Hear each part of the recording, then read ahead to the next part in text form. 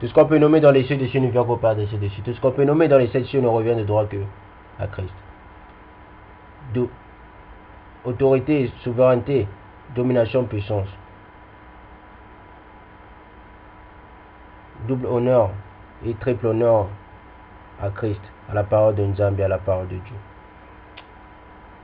On va parler qui sont les prêtres du temps du millénium, du temps du millénaire, hein, du temps des 1000 ans de bonheur, du paradis terrestre. Qui seront ces prêtres? C'est ce qu'on va voir. Je ne suis pas xénophobe déjà, d'accord? Mais il faut rétablir la vérité. Une vie n'est fait que de vérité si le bonheur est là. Il n'y a pas de bonheur sans vérité. Vous comprenez? Nous, le peuple bantou, concernant le peuple bantou, on ne peut pas pratiquer le mensonge et en ayant la vérité. Ce n'est pas possible.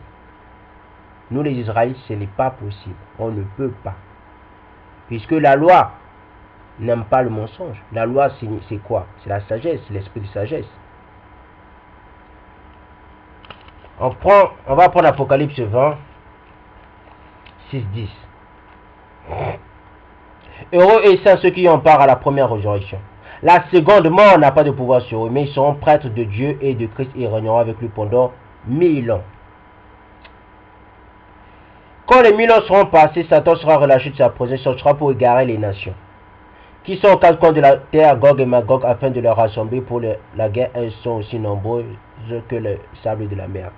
Je vais mettre une pause. Vous voulez comprendre Gog et Magog? Vous voulez comprendre la guerre après les 1000 ans? Vous voulez comprendre cela? Lisez bien Ézéchiel à partir d'Ézéchiel 38, 39 et vous allez comprendre ce que je veux dire. Vous allez comprendre comment sera la guerre de Gog et Magog. Vous allez comprendre, Israël se trouve au centre de la terre. Parce qu'au temps millénaire, il est dit dans Exode et dans Ézéchiel 37, Israël est au centre de la terre. Si vous lisez bien Ézéchiel 37, on demande Israël se trouve au centre de la terre. Et Ézéchiel 37 parle du temps millénaire. Donc tout ce qui dit Israël se trouve au Moyen-Orient, montrez-nous où se trouve le centre de la terre. Est-ce que l'équateur ce n'est plus le centre de la terre ou l'équateur c'est toujours le centre de la terre? Bien. Je poursuis, je vais terminer. Ils montèrent sur toute la surface de la terre, ils encerclèrent le camp des saints et la ville bien-aimée. Mais un peu venu d'un diable et descend du ciel et les dévora. Le diable qui les égarait fut jeté dans les temps de feu et de souffle où sont la bête et le prototype prophète. Et ils seront tourmentés jour et nuit au siècle des siècles. Comprenez bien. Donc, dans ce passage, il y a une différence. Il y a une diversité. Il y a les nations à part. Il y a eux qui vont régner. Il y a les saints à part. Les saints, ce sont les Israélites. Saint veut dire ceux qui respectent la loi. Tu ne peux pas être saint si tu ne respectes pas les 10 commandements. Or, les 10 commandements, c'est l'héritage des Israélites. Les lois, c'est l'héritage des Israélites. Mais les étrangers aussi qui sont en séjour chez le peuple bantou, ils doivent automatiquement, totalement respecter notre loi à nous. Vous comprenez, c'est écrit dans les Écritures. Je vais peut-être entrer plus en profondeur parce qu'il va falloir que j'accentue ça. Il va falloir qu'on se comprenne. Parce que moi, quand je fais des vidéos, je ne suis pas là, comment je peux dire, je n'oblige pas les gens, mais j'aime qu'on se comprenne bien. Maintenant, quand on se comprenne bien, maintenant, si tu ne veux pas, si tu refuses la vérité, ça, c'est ton choix. Mais j'aime bien qu'on se comprenne. Vous comprenez? Parce que je suis comme ça. Je poursuis. Je vais prendre Apocalypse 5. 6, 10. On va maintenant voir qui sont les prêtres au fur du temps. Mais je vais d'abord terminer avec Apocalypse 5, 6, 10. Et vous allez comprendre qui sont les prêtres qui vont régner pendant les 1000 ans. Est-ce que ce sont les nations? Est-ce que c'est toutes les nations confondues, mélangées? Est-ce que ce n'est pas ça? Apocalypse 5, 6, 10. Puis je vis au milieu du trône et des 4 êtres vivants et au milieu des anciens un agneau debout comme offert en sacrifice. Il avait 7 cornes et 7 yeux, qui sont les 7 esprits de Nzambi envoyés par toute la terre. Il vient prendre le livre de la main droite de celui qui est assis sur le trône. Quand il eut pris le livre, les 4 êtres vivants et les 24 anciens se prosternèrent devant l'agneau. Chacun tenait une nappe et des coupes d'or remplies de parfums qui sont les prières des saints. Vous comprenez? Donc, ils avaient des arbres des prières des saints. On ne sait pas quel saint, je ne sais pas. Peut-être si vous voulez bien comprendre quel simple, peut-être c'est ce qui est écrit, c'est ce qu'on dit dans Apocalypse 6, hein, à partir de 9. Peut-être ce sont ces celles-là. Je poursuis. Et ils chantèrent continue nouveau en disant, tu es digne de prendre le livre et d'en ouvrir les sceaux, car tu as été offert en sacrifice, et tu as racheté. Racheter veut dire aussi délivrer. Pour Dieu par ton sang des hommes de toute tribu. Vous allez comprendre. Celui qui lit ce passage ici, il peut être confus. Parce que s'il n'est pas assis, s'il n'est pas un adepte des Écritures, s'il n'a pas l'esprit de compréhension, il ne va pas comprendre. Vous comprenez? Je poursuis, puis on va aller voir Lévitique.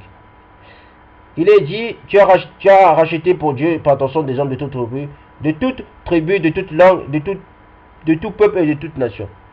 Tu as fait d'eux des rois et des prêtres pour notre Dieu et ils régnent sur la terre. Donc, c'est le même passage qu'il est dit dans Apocalypse 20. Mais dans Apocalypse 20, on parle des prêtres qui vont régner Christ. Donc là aussi, c'est la même chose. Vous comprenez? On dit que c'est toute tribu, toute langue. Bon. Peut-être vous serez confus. Pourquoi? Parce qu'on dit toute tribu, toute langue. Hein? Bon. On va maintenant aller on va rentrer dans le vif du sujet. Je vais directement prendre Exode. Exode 29. On va le prendre et vous allez comprendre à qui ça s'adresse, à qui qui sont ces prêtres, qui vont régner avec Christ. Exode 19, 1, 6. Le jour même du 3e mois après leur sortie d'Égypte, les Israélites arrivaient au désert du Sinaï. Partis de Rephidim, il arriva au désert du Sinaï et campèrent dans le désert. Israël campa là vis-à-vis de la montagne. Masa monta vers Nzambe, l'Éternel appela du haut de la montagne en annonçant. Voici ce que tu diras à la famille de Yacouba, ce que tu communiqueras aux Israélites. Vous avez vu ce que j'ai fait à l'Égypte et la façon dont je vous ai porté sur des ailes d'aigle et amené vers moi. Maintenant, si vous écoutez ma voix et si vous gardez mon alliance, vous m'appartiendrez personnellement parmi tous les peuples, car toute la terre m'appartient. Vous serez pour moi un royaume de prêtres et une nation sainte. Voilà les paroles que tu diras aux Israélites. Donc vous voyez, dans le passage on dit, vous serez pour moi un royaume de prêtres et une nation sainte. Et après on dit, voilà les paroles que tu diras aux Israélites. Donc quand Apocalypse 20 et Apocalypse 5 parlent des prêtres, ils parlent des Israélites. Ce sont les prêtres qui vont régner avec Christ au temps millénaire, au temps du millénium, au temps des 1000 ans du bonheur terrestre, seront des Israélites. C'est ce qui est écrit, c'est ce que Exode affirme. Maintenant, on va encore poursuivre. Si vous avez des doutes, on va prendre Exode 29. Peut-être par là, vos doutes vont commencer à s'estirper. Exode 29, 1, 9. Hein? Voici ce que tu feras pour les consacrer afin qu'ils soient à mon service en tant que prêtre. Comprenez? Là, on parle des prêtres encore. Hein? Prends ce jeune taureau et 2 béliers sans défaut. Avec de la fleur, de la farine de blé, fais les pains sans levain. Des gâteaux sans levain pétrés à l'huile et des gâteaux sans levain arrosés d'huile. L'holocauste est démoniaque. Si vous ne me croyez pas, je vais vous donner un verset qui va vous le montrer. Laissez-moi un peu le temps. Je vais d'abord finir ce passage de Exode 29 et vous allez comprendre. Donc, on disait, avec de la fleur de farine de blé, fais des pains sans levain, des gâteaux sans levain pétrés à l'huile et des gâteaux sans levain arrosés d'huile. Tu les offras dans une corbeille en même temps que le jeune taureau et les 2 béliers. Tu feras avancer Aaron et ses fils vers l'entrée de la tente de la rencontre et tu les laveras avec de l'eau. Tu prendras des vêtements, tu habillerras Aaron de la tunique, de la robe de l'éphod et du pectoral et tu mettras sur lui l'écharpe de l'éphod. Tu poseras le tchar sur sa tête et tu placeras le diadème sacré sur la tchar. Tu prendras l'huile d'onction, tu en verseras sur sa tête et tu le consacreras par onction. Je vais d'abord mettre une pause là. Vous voyez? Donc, le prêtre aussi a une couronne. Vous voyez? Donc, le prêtre, pourquoi le prêtre a une couronne? Le prêtre, on peut dire, c'est le roi spirituel sur terre. Voilà pourquoi le prêtre a une couronne. Le Vatican a pris l'histoire, a usurpé l'histoire du peuple israélite. Il a pris la gloire des Israélites. Parce que le Vatican représente chez l'ennemi, l'adversaire des Israélites, celui qui représente la religion sur terre. Donc c'est le roi même, c'est le cerveau de tout ce que les rois de la terre manigancent. Ça vient du Vatican. Parce que le Vatican, il a le tchar. Au temps ancien, chez les Israélites, c'était les prêtres qui avaient ça. Pourquoi? Parce que c'est qui représentait la spiritualité sur la terre. Vous comprenez? Donc, ce n'est pas une affaire.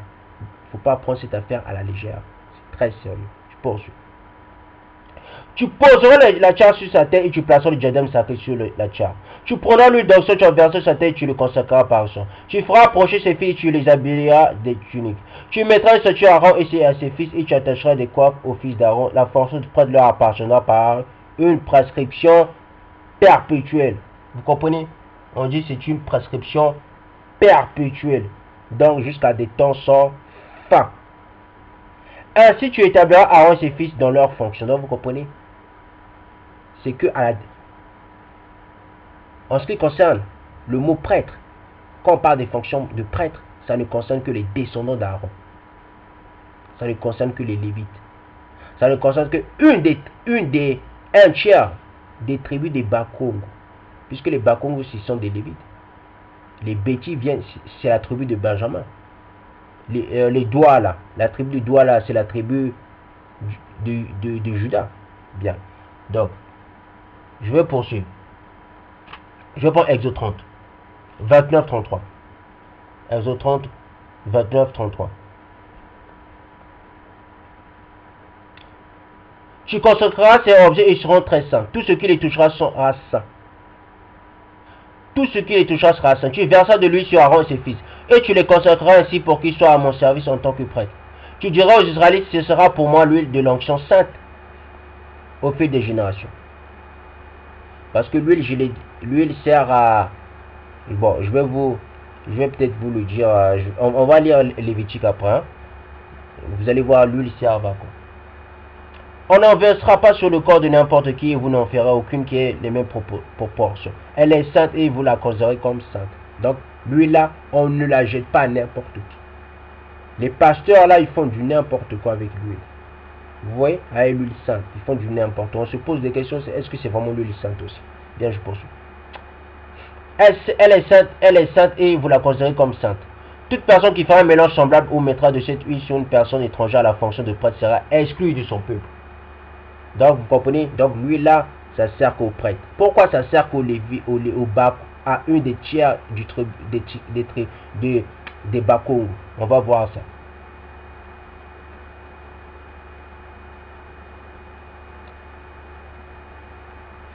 Je vais maintenant prendre Lévitique. Hein? On va prendre Lévitique 21. Vous allez maintenant comprendre c'est quoi l'huile. Ça sert à quoi l'huile?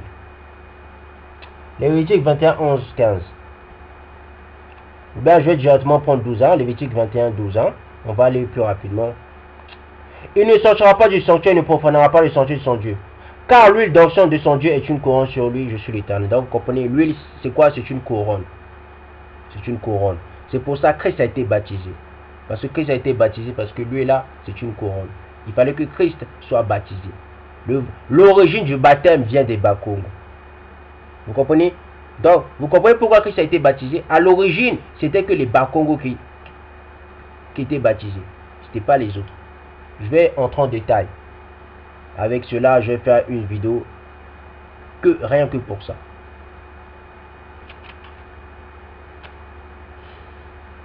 Bon, bien. On va aller voir Esdra. On va aller voir du côté d'Esdra. Et je vais vous expliquer plein de choses. On va toujours rester dans le même élan, dans le même sujet. Donc, je vais commencer par Esdra 2. Après, je vais terminer par Esdra 10. Après, on va aller consulter Néhémie. Quand j'ai consulté, on va aller lire ce qui concerne les prêtres. Hein,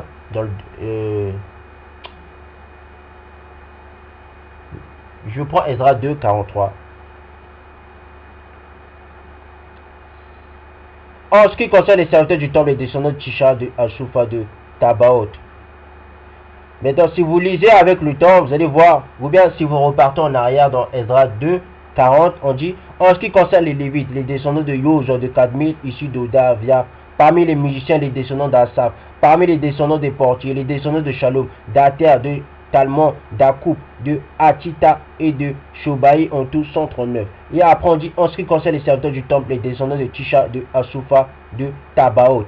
Bien, donc, ce sont les serviteurs du temple, ce sont des Lévites. Comprenez? Même si le temple, dans la Jérusalem céleste, il n'y aura pas de temple, mais les premiers serviteurs de l'Éternel, ce sont les Lévites, ce sont les Bakongos. Après les Bakongos, ce sont tous les bandes. D'accord? Parce que les Lévites, c'est une tribu mise à part de l'Éternel. C'est une tribu, c'est le cerveau des 12 tribus Bantou. Vous comprenez? Je vais prendre Ezra 2,70. Les prêtres et les Lévites, quelques membres du peuple, les musiciens, les portiers, les serviteurs du temple, s'installèrent dans leurs villes respectives, de même que tout Israël. Donc vous voyez, donc on dit, on met à part Israël, puis on met à part les prêtres, les Lévites, qui sont les serviteurs du temple. Vous comprenez? Donc les Lévites, ce sont d'abord les premiers serviteurs du temple de l'Éternel. Et les prêtres aussi. Je vais prendre Exode et Ezra 4, 1, 3 qui dit. Et les ennemis de Juda et de Benjamin, donc les ennemis des Douala et des Béti, après que les Yaoundéens issus de l'exil construisaient un temple en l'honneur de l'Éternel, le Dieu d'Israël. En l'honneur de l'Éternel, ils vinrent alors trouver Zorobabel et les chefs de famille pour leur dire, nous voulons construire avec vous, en effet, nous adorons votre Dieu comme vous. Vous voyez le mot adorer Dieu. Adorer. Et c'est à lui que nous offrons des sacrifices dans l'époque où Etsar, Adon, roi d'Assyrie, nous avait fait monter ici. Mais Zorobabel, Yosua et le reste des chefs de la famille des Bantous leur répondirent, ce n'est pas ensemble que nous devons construire une maison pour notre Nzambe. Nous la construirons tout seul à l'Éternel, le Dieu d'Israël, comme nous l'a ordonné le roi Cyrus, roi de Perse. Donc vous voyez, donc construire le temple de l'Éternel, ce n'est un étranger, des étrangers ne peuvent pas construire le temple de l'Éternel, à proprement parler. Vous comprenez, même si au temps de Salomon, les étrangers, ils mettaient aussi un peu leur patte. Mais généralement, on lègue ce travail à ceux à qui est destiné leur terre, leur histoire, leur avenir, leur destinée. Donc là, on a bien, je suis en train de monter, hein, étape étape, puis on va finir avec pourquoi ce ne sera pas toutes les nations qui seront les prêtres de l'Éternel. Les prêtres de l'Éternel, ce ne sont que des Israélites, ce ne sont que les Bantous. Pourquoi? On va montrer étape étape. Donc là, je suis en train de monter, vous allez bien comprendre. Déjà, on a vu les prêtres, aucune nation, même nous les Lévites, il y a chez les Bakongos, il n'y a qu'une tribu des Bakongos qui descend d'Aaron, qui peut être des prêtres. Les autres tribus, même des Lévites, ne peuvent pas être des prêtres. Parce que l'Éternel a déclaré comme cela. Et nous devons tout obéir et comme cela. Parce qu'il n'y a que l'Éternel, c'est le seul, celui qui nous a créés. Donc c'est celui qui connaît ses créations. Parce que vous ne pouvez en aucun moment, que ce soit dans votre cerveau, peu importe où vous voulez, vous ne pouvez pas égaler celui qui vous a créé. Parce que dites-moi, si vous pouvez égaler celui qui vous a créé, mais pourquoi vous ne créez pas la terre ainsi de suite? Même la terre, c'est un esprit. Vous voyez? Bien. Je vais poursuivre. Ezra 10. Hein? Bien, je vais d'abord prendre Ezra 9, 1, 2. Cela fait, les chefs se sont approchés de moi en disant, le peuple d'Israël, les prêtres et les Lévites ne sont pas séparés des populations installées dans la région. Et ils imitent leurs pratiques abominables, oui. Celles des Cananéens, des Hittites, des Phérésiens, des Jébusiens, des Ammonites, des Moabites, des Égyptiens, des Amoréens. En effet, ils ont pris certains de leurs filles comme femmes pour eux et pour leurs fils. Ils ont mêlé la sainte lignée aux populations installées dans la région. Les chefs et les magistrats ont été les premiers à commettre ce acte d'infidélité. Vous comprenez? Excusez-moi. On dit, ils se sont mêlés. On dit, ils ont mêlé la sainte lignée aux populations installées dans la région. Donc on voit, il n'y a qu'une seule nation qui est sainte. C'est le peuple bantou. Les autres nations, que tu sois égyptien, noir, que tu sois ammonites, donc les faux arabes, on peut dire, hein, parce que les faux arabes sont noirs, bon, ça fait rien. Que tu sois les moabites, donc les chinois, les asiatiques, que tu sois les cananéens qui sont des noirs, qui descendent de Cam, ce sont aussi les frères des égyptiens, vous comprenez? Ou bien on peut dire ce sont cananéens, si je ne me trompe pas, c'est cananéens, bon, de toute façon cananéens étaient noirs, cananéens descendent de Cam, hein, les égyptiens aussi descendent de Cam, même les Hittites qui sont noirs, ils ne sont pas saints. C'est écrit dans Ezra 9, 2. Donc vous voyez, il n'y a qu'une seule race sainte. Que tu sois noir ou pas noir, il n'y a qu'une seule race sainte. Je ne suis pas là pour diviser, il faut dire la vérité. Ce n'est pas parce que tout le peuple noir est en train de souffrir. Maintenant, on va commencer à mélanger la vérité. On va commencer à mentir. Non, soyons sérieux. David était un Israélite, il faut respecter cela. La Bible est l'histoire des Israélites, mais c'est aussi 10%, c'est aussi l'histoire du peuple noir. Puisque ça raconte leur fin. Ça raconte le début de leur bonheur. Bien. Je vais prendre Esdras 10, hein. Puis on va aller dans Néhémie. Donc, vous avez bien vu, Israël c'est une race sainte. Dans le peuple noir, l'Éternel a pris un peuple qui est noir, mais ce peuple-là, il lui a mis à part, ce peuple-là lui appartient. Si nous souffrons, nous ne souffrons pas parce que il y a plein de gens qui disent, oui, mais les Européens, ils montent, en montant, ils réussissent. Mais nous aussi, nous montons. Le peuple bantou ment beaucoup, mais il ment beaucoup chez quoi? Mais bon, il ment beaucoup chez ses frères. Le noir ment beaucoup, mais il ment beaucoup chez qui? Mais chez son frère. Quand il s'agit des Européens, ils ne mentent pas. Hein. Quand ils voient les Européens, ils deviennent comme des petits enfants. On ne les reconnaît plus. On se pose des questions, ce sont des êtres humains, ils ont les mêmes cheveux, la même bouche qu'un être humain normal. Mais pourquoi ils commencent à s'accroupir comme ça? Donc, posez-vous des bonnes questions. Le mensonge ne sert pas à un noir. Parce que la majorité des noirs, ils aiment beaucoup mentir à leurs frères. Mais, tellement que vous mentez, est-ce que ça vous sert à quelque chose? Non, non. Vous souffrez. Donc, repartez dans la vérité. Soyez vrai, soyez vous-même. Acceptez la vérité, dites la vérité, arrêtez le mensonge. D'accord? Tout ce qu'ils disent, oui, mais les Européens, eux, mentent aussi, ils réussissent. Mais eux réussissent parce que c'est leur nature. Eux, ils sont obligés de mentir. Parce que s'ils ne mentent pas, mais comment ils vont voler? Or, nous sommes une race sainte. Nous ne pouvons pas mentir, nous les Israélites. Et le peuple noir aussi, toi aussi, vous, le peuple noir, vous ne pouvez pas mentir à vos frères. La preuve, tellement que vous êtes des menteurs, vous, le peuple noir. En mentant vos frères, regardez le résultat, nous souffrons. Désastre. Il n'y a que des désastres. Esdras 10, 11-5. Pendant qu'Esdras faisait cette prière et cette confession en pleurs, procédé devant la maison de Zambi, une assemblée très nombreuse d'Israël, hommes, femmes et enfants, s'était formée à ses côtés. En effet, le peuple pleura abondamment. C'est ce qu'il faut faire. Il faut pleurer. Si vous ne voulez pas pleurer, pleurez dans le cœur. Et gémissez dans vos cœurs. Nous sommes dans un temps très dur. Je ne suis pas là pour blaguer. Ce que je dis, c'est avec amour. Et je vous supplie. Quand je dis je vous supplie, je ne vous oblige pas, mais ayez un jour un cœur. Ouvrez vos cœurs un jour. Ouvrez-les vos cœurs. Je sais, nous sommes nés dans le mensonge. Nous sommes nés dans la barbarie, puisque cette civilisation-ci, c'est une civilisation barbare. Donc, ils nous ont formatés en aimant ce qui est mauvais. Les bagarres, la guerre, et des wesh-wesh, ainsi de suite. Donc, on est nés dedans. Donc, ils nous ont formatés à base de cela. Donc, être méchant, c'est naturel. Vous comprenez? Pourquoi? Parce qu'ils nous ont formatés. Parce que leur civilisation est basée sur la barbarie. Mais changez-vous. Changez votre mentalité. Changez votre manière de voir le monde. Parce qu'elle nous apporte que des néfastes. Elle ne nous apporte pas des solutions. Elle nous apporte que des problèmes. Peuple noir. Poursuivez Esdras 10, 2. Alors Shekania, fils de Jéel, qui était un descendant de l'âme, prit la parole et dit à Esdras, nous avons commis un acte d'infidélité envers nos amis. Nous avons installé chez nous des femmes étrangères, issues des peuples qui habitent le pays. Pourtant, en dépit de cela, il y a espoir pour Israël. Concluons maintenant une alliance avec notre Nzambi et on renvoie toutes ces femmes et leurs enfants. Suivons la vie formulée par toi, Seigneur, et par celui qui trempe devant les commandements de notre Nzambi, et que l'on se conforme à la loi. Lève-toi car cette affaire est ton ressort. Quant à nous, nous sommes avec toi, fortifie-toi et agis. Esdras se leva et fit jurer au chef des prêtres et des Lévites et à tout Israël qui ferait ce qui venait d'être dit, et ils s'engagèrent par serment. Puis Esdras quitta le devant de la maison de Nzambi et se rendit dans la chambre de Yochanan, fils d'Eliashib, et resta là sans manger ni boire, parce qu'il était en deuil à cause de l'infidélité des exilés.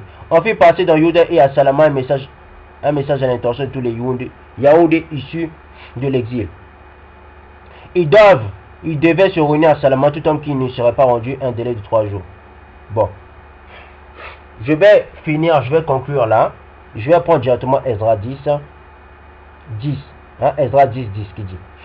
Avec Esdras, à partir de Esdras 10 jusqu'à 11. Le prophète Esdras se leva et leur dit, vous avez commis un acte d'infidélité. Vous avez installé chez vous des femmes étrangères. Augmentons aussi la culpabilité d'Israël. Confessez maintenant votre faute à l'Éternel, le Dieu de votre ancêtre. Et faites ce qui lui plaît, séparez-vous des populations du pays et des femmes étrangères. Donc vous voyez, donc un prêtre, un métis ne peut pas être un prêtre de Christ. Vous comprenez? Après, je ne dis pas aux métis de régner votre origine. Si votre père est noir, de régner l'origine de votre père ou de régner l'origine de votre mère. Non, je ne suis pas là-bas. Je suis là pour dire la vérité. Vous comprenez? Après, je ne dis pas, quand Christ va venir, Christ va tuer tous les métis, ou Christ va venir tuer les métis. Non, il ne va pas tuer les métis. Ce n'est pas de votre faute si vous êtes né. Et ce n'est pas des fautes de vos parents si